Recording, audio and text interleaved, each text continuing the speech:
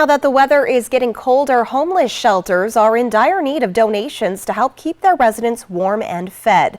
But in a story you'll only see here, Apple Valley News Now's Emily Goodell shares how one local company is making a difference.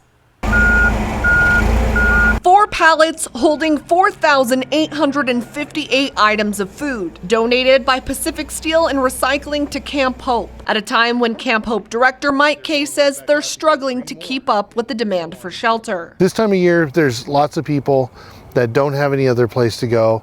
They're staying on the sidewalks, maybe just covered with a piece of plastic, like the one gentleman that came in, and that shouldn't be happening. The part of the shelter housing single men already at capacity, and with no money to open up the temporary shelter in Toppenish this winter, their resources are being stretched thin, but they're not turning people away. We'll find a place, whether that's, moving the furniture out of a staff office and using that for a temporary dormitory to whatever it may be. We'll find a place for people to have if the need's there. And with more and more people seeking shelter, they need more food to be able to feed them. We want people to have good nutrition during this time so they're not sick, but that can be a real strain as well. And so what you see behind me is all of their efforts here. All food donated by the company's customers and employees, but nearly half of it came from just one person, truck driver Daryl Pettis. For me, my biggest thing is everybody deserves food. It's a human rights, humanity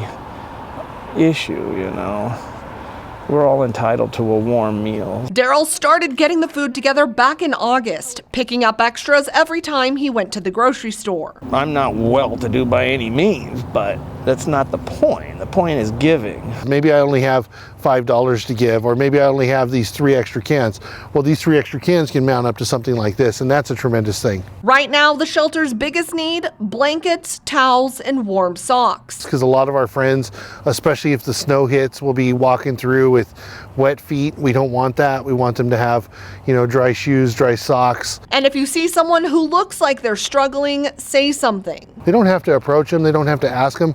It's not an inconvenience for us to go check on that person, but if they'll just simply call, we'll do the work and we'll go check on them. To make sure they know they have a place to go and that someone cares. In Yakima, Emily Goodell, Apple Valley News Now. And if you do see someone who appears to be struggling with homelessness in Yakima County, you can call Camp Hope's 24-hour hotline at 509-424-1228 to make sure someone on the outreach team can come check on them.